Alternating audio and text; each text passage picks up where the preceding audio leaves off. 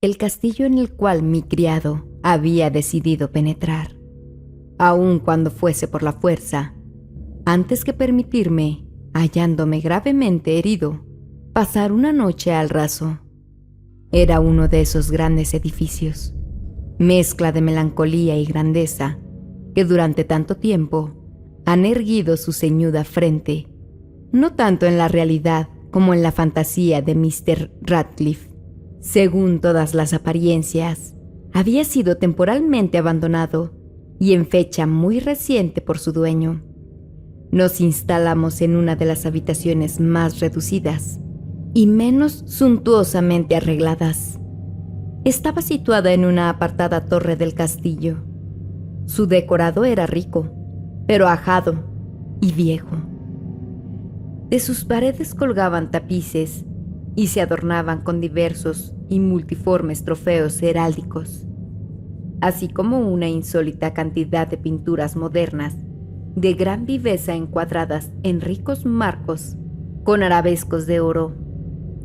Tal vez a causa de mi debilidad febril, incipiente en este instante, sentí un vivo interés por esos cuadros que estaban colgados no solo de las superficies principales de las paredes, sino también de los numerosos rincones que la extraña arquitectura del castillo hacía necesarios. Le ordené a Pedro que cerrase los pesados postigos de la habitación, puesto que ya era de noche, que encendiese los brazos de un gran candelabro que se hallaba colocado junto a la cabecera de mi cama, y que descorriese de par en par las cortinas de terciopelo negro que también rodeaban mi lecho.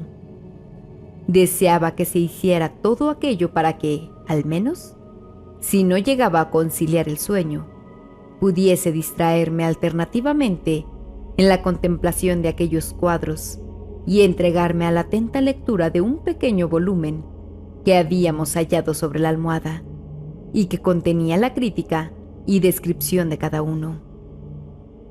Durante largo rato, muy largo rato, estuve leyendo y muy devotamente, contemplé los cuadros. Las horas transcurrieron rápida y maravillosamente, y llegó la profunda medianoche. Me desangraba la posición del candelabro, y extendiendo la mano dificultosamente, con objeto de no despertar a mi criado adormecido, lo coloqué de modo que sus rayos incidiesen plenamente sobre el libro. Pero este cambio produjo un efecto completamente inesperado. Los resplandores de las numerosas bujías, porque había muchas, se proyectaron entonces en un nicho de la habitación que hasta ese momento había sido dejado en sombras por una de las columnas de la cama. Distinguí, vivamente e iluminado, un cuadro que hasta ese momento me había pasado inadvertido. Era el retrato de una niña que apenas si empezaba a ser mujer. Dirigí una rápida ojeada a aquella pintura y cerré los ojos. ¿Por qué? En un principio no pude comprenderlo, pero mientras mis ojos continuaban cerrados, analicé en mi espíritu la razón que tenía para haberlo hecho. Fue un movimiento involuntario, para ganar tiempo y pensar, para asegurarme de que mis ojos no me habían engañado, para calmar y dominar mi fantasía y entregarme luego a una contemplación más serena y auténtica. Pocos momentos después volví a mirar de nuevo fijamente a la pintura. No podía ni quería dudar de lo que vi entonces claramente, porque el primer resplandor de las bujías sobre el lienzo había disipado el soñoliento estupor de mis sentimientos y me había devuelto de pronto a la vida despierta. Ya he dicho que el retrato era el de una joven.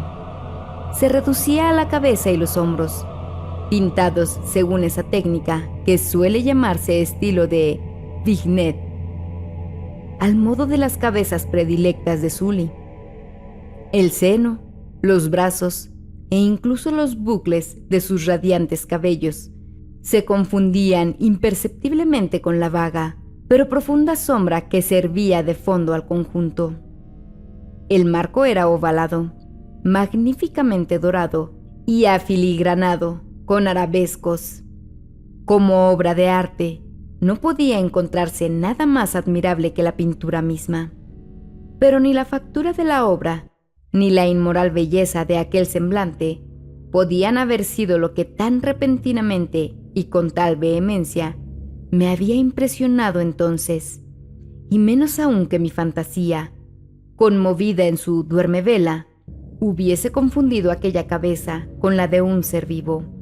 Me di cuenta en el acto de que los pormenores del dibujo, el estilo de Vignet y el aspecto del marco hubiesen disipado inmediatamente semejante idea y me hubieran evitado toda otra distracción, aun cuando fuera momentánea. Reflexionando seriamente con respecto a aquello, tal vez durante una hora, permanecí medio tendido, medio sentado, con la mirada fija en aquel retrato. Por último, satisfecho de haber acertado con el secreto real del efecto que producía sobre mí, me acosté completamente de espaldas sobre el lecho. Había adivinado que el encanto de aquella pintura consistía en una absoluta semejanza con la vida, en su expresión, que primero me había estremecido y finalmente me desconcertó, subyugándome y anonadándome. Con profundo y respetuoso temor, dejé de nuevo el candelabro en su posición primitiva. Una vez se hubo apartado de mi vista el motivo de mi intensa agitación, busqué afanosamente el volumen que contenía el análisis de las pinturas y su historia. Volví las hojas hasta que encontré el número que correspondía al retrato ovalado, y leí el impreciso y singular relato que dice: era una joven de particular belleza, y no menos amable que llena de jovialidad, pero malhadada fue la hora en que vio, amó, casó y vivió con el pintor. Él, apasionado, estudioso, y teniendo ya una esposa en su arte. Ella, joven de rara belleza, y no menos amable que llena de jovialidad, solo luz y sonrisa, y juguetona como un cervatillo, amante y cariñosa, para todas las cosas de este mundo. Odiaba solamente el arte, que era su rival. Temía solo a la paleta, a los pinceles y a otros desagradables utensilios que la privaban de la presencia de su adorado. Fue, pues, algo terrible para ella oír al pintor hablar de su deseo de retratar también a su joven esposa. Pero ésta era humilde y obediente, y dócilmente posó, sentada, durante largas semanas, en la sombría y alta habitación de la torre, donde se filtraba la luz sobre el lienzo solo desde arriba. Pero él, el pintor, ponía toda su afición en la obra, que adelantaba de hora en hora y de día en día, y era él un hombre apasionado, vehemente y caprichoso, que se perdía siempre en fantasías, tanto que no quería ver cómo aquella luz, que se vertía tan tristemente en aquella torre solitaria, marchitaba visiblemente a los ojos de todo el mundo y excepcionalmente a los suyos, la salud y el alma de su mujer. Y, sin embargo, ella no cesaba de sonreírle, sin lamentarse nunca, porque veía que el pintor, que tenía un gran prestigio, experimentaba un ferviente y abrasador goce en su tarea, y se afanaba día y noche en pintar a la que tanto lo amaba, pero que a diario se desalentaba más y enflaquecía. Y en verdad, quienes contemplaban el retrato hablaban en voz queda de su semejanza, como de una prodigiosa maravilla, y como una prueba no solo del talento del pintor, sino de su profundo amor por aquella a quien pintaba de forma tan excelsa. Pero hacia el fin, cuando se acercaba más la obra a su término, no se dejó a nadie visitar la torre, porque el pintor había enloquecido en el ardor de su tarea, y rara vez apartaba sus ojos del lienzo, ni tan siquiera para mirar el rostro de su mujer. Y no quería ver que los colores que dejaba en el lienzo los arrancaba de las mejillas de la que se hallaba sentada frente a él.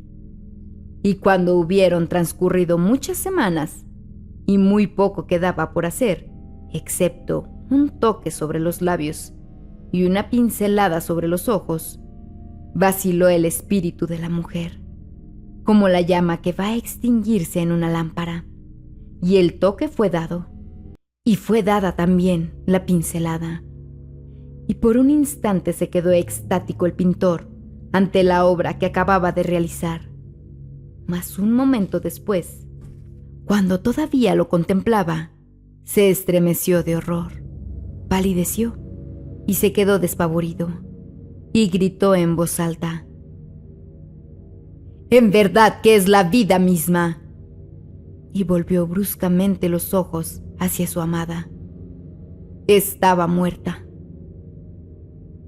No olvides suscribirte, darle clic a la campanita para que se te notifique cada que subamos material nuevo y comentar qué te parece nuestro contenido. Eso ayudará a que crezca nuestro canal.